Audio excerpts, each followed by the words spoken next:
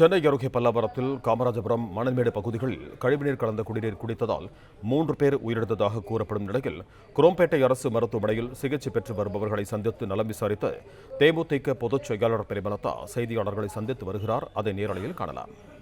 இறந்து போயிட்டாரு. அவர் பியூர் வெஜிடேரியனா. அப்ப அவர் எப்படி இறக்குறாரு? அப்போ மீன் சாப்பிட்டதுனால அப்படின்னு சொல்லி மக்கள் மேல திசை திருப்ப கூடாது ஒரு அமைச்சர். அதனால சுகாதாரத்துறை அமைச்சர் மா சுப்பிரமணி வர்றாருங்க, தாமு அன்பரசு வர்றாரு. இது முழுக்க முழுக்க இந்த அரசினுடைய கவனக்குறைவு தான் காரணம். இப்போ பெரிய மழை வருது, அப்போ ஆட்டோமேட்டிக்கா குடி தண்ணீர் சாக்கடையில கலக்கின்றது நடக்கிறதுக்கு சாத்தியம் இருக்குன்றப்போ கவர்மெண்ட் சீக்கிரமா அது ஒரு ஸ்டெப் எடுத்து காப்பாத்தி இருக்கணும். அதை விட்டுட்டு இன்னைக்கு அதை நடக்கவே இல்லை அப்படின்னு சொல்லி மக்கள் மேல பழி போடுறது இந்த அரசினுடைய 100% தோல்வி அரசு என்பதை நிரூபிக்கிறது. அது மட்டும் இல்ல, கொஞ்ச நாளைக்கு முன்னாடி தாம்பரம் ஏரியாலாம் நான் ரோடாவா இருந்துச்சு, ஏதோ மலைப்பாதையில போற மாதிரி அந்த அளவு ஒரு வஸ்ட் ரோடு. இன்னைக்கு சுத்தி பார்த்தா மைதா மாவை தெளிச்சுட்டு இது ப்ளீச்சிங் பவுடர் போட்டோம் அப்படின்னு சொல்றாங்க. இந்த மாதிரி எதுக்காக இப்படி பண்றாங்கன்றது புரியல. இப்போ நான் என்ன சொல்றேன், கவர்மெண்ட் தானே இது. ஏன் ஒரு நல்ல ஆர்ஓ சிஸ்டம் அங்கங்க அமைச்சு கொடுத்தா என்ன?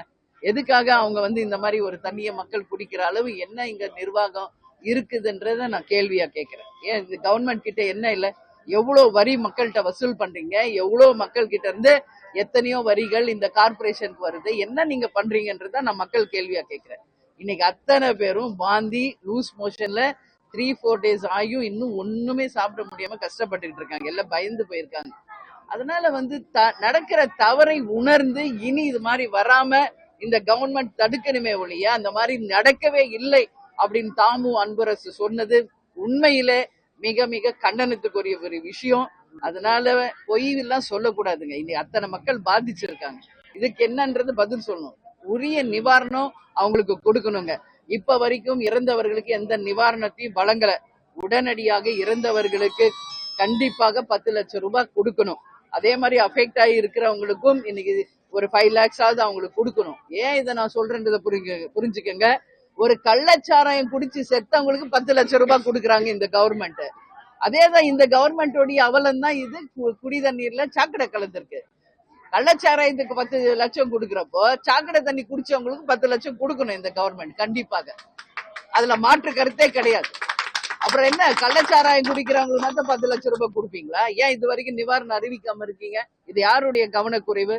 100% இது கவர்மெண்டோட கவனக்குறைவு. அது மட்டும் இல்ல, நேத்து நான் பாக்குறேன் பட்டினப்பாக்கத்துல இந்த குடிசை மாற்று வாரியம் எல்லாமே கூரை பிச்சுக்கிட்டு விழுந்து ஒரு இளைஞர் 25 வயசு தக்க ஒரு இளைஞர் நேத்து இறந்து போயிருக்காரு. அப்போ அந்த மக்கள் முழுக்க ரோட்ல உட்காந்து மறியல் பண்றாங்க. உடனே அவருக்கு மட்டும் 5 லட்சம் ரூபாய் அறிவிக்கிறாங்க. அப்ப இது என்ன ஒரு கவர்மெண்டோட பாலிசின்றது கேள்விக்குறியா இருக்கு. ஒரு கவர்மெண்ட் எல்லாருக்கும் சமமாக பாதுகாப்பான ஒரு அரசாக இருக்கணும். ஆனா இன்னைக்கு அந்த மாதிரி கிடையாது. அதே மாதிரி நேத்து பாக்குறோம், நான் விழுப்புரம் கடலூர் எல்லா ஊருக்கும் மழை வெள்ள பாதிப்பு நேரடியா போய் பார்த்தேன். திருவண்ணாமலையில மிகப்பெரிய ஒரு பாலத்தை அமைச்சு 3 மாசம் தான் ஆச்சுங்க. இன்னைக்கு போய் பாருங்க, பாலமே அங்க இல்ல. அப்ப எந்த அளவு இங்க லஞ்சம் ஊழல் நடந்துகிட்டு இருக்கு அப்படின்றதுக்கு ஒரே உதாரணம் அந்த பாலம் தான். அவங்க சொல்றாங்க பெரிய மழை வந்துச்சு, பெரிய வெள்ளம் வந்ததுனால பாலம் அடிச்சிட்டு போயிடுச்சுன்னு சொல்றாங்க. ஒரே ஒரு உதாரணம் நான் சொல்லவா? ரிஷிவந்தியம் தொகுதியில மணலூர் பேட்டையில ஒரு பிரிட்ஜ் கேப்டன் 2011 போட்டாருங்க. அங்கேயும் பிரிட்ஜ் அளவுக்கு இன்னைக்கு தண்ணி போயிட்டு இருக்கு. 100% பாதுகாப்பான ஒரு தரமான ஒரு பிரிட்ஜா அந்த மக்கள் அத்தனை பேருக்கு இன்னைக்கு உதவக்கூடிய ஒரு பிரிட்ஜா இருக்கு. ஏன் அந்த மாதிரி லஞ்ச ஊழல் பண்றீங்க? மக்களுக்கு போடுற பாலம், மக்களுக்கு கொடுக்குற உணவு, மக்களுக்கு கொடுக்குற மருந்து, ப்ளீச்சிங் பவுடர்ல கூட ஊழல் நடக்கிற ஒரு ஆட்சியா இருந்தா இது என்ன? இது ஆட்சியா என்னது இது? எதுக்கு அந்த மாதிரி தரம் இல்லாத அந்த பாலங்களை அமைக்கிறீங்க? அப்போ மழை வெள்ளத்துல அடிச்சுட்டு போனா எல்லா பிரிட்ஜும் தான் அடிச்சுட்டு போனோம். இன்னைக்கு மணலூர் பேட்டையில ரிஷிவந்திய தொகுதியிலயும் அதே வெள்ளம் தான் போயிட்டு இருக்கு. ஆனா அந்த பிரிட்ஜ் மட்டும் எப்படி நிக்குது?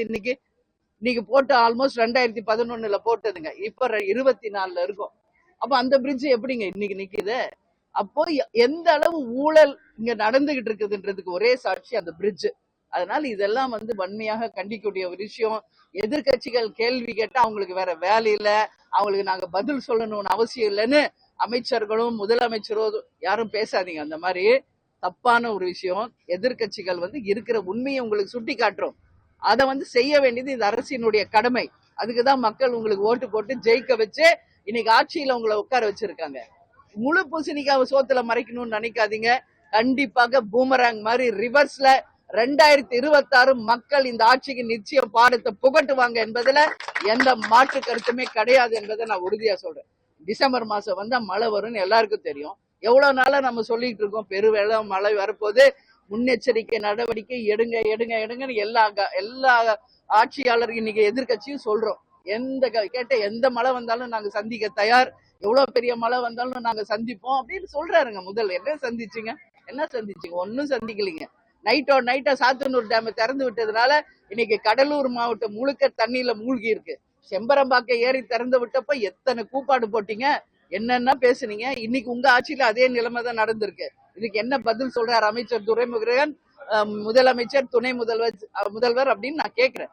எதுக்கு நைட்டோ சாத்தனூர் டேம் திறக்கிறீங்க? ஏன் முன்னறிவு இல்லாம ஏன் திறக்கிறீங்க? முழு கொள்ளளவை எட்டுன பிறகு டேம திறக்கிறாங்க. ஏன் உங்களுக்கு தெரியாதா? இவ்வளவு வருஷம் 7வது வாட்டி நாங்க ஆட்சி அமைக்க போறோம், எங்களுக்கு தெரியாதா? சீனியர் மோஸ்ட் பெருமை பேசுறீங்களே. ஒரு டேம் எந்த அளவு வாட்டர் வந்தா ஃபுல் ஆகும்னு தெரியாதா உங்களுக்கு?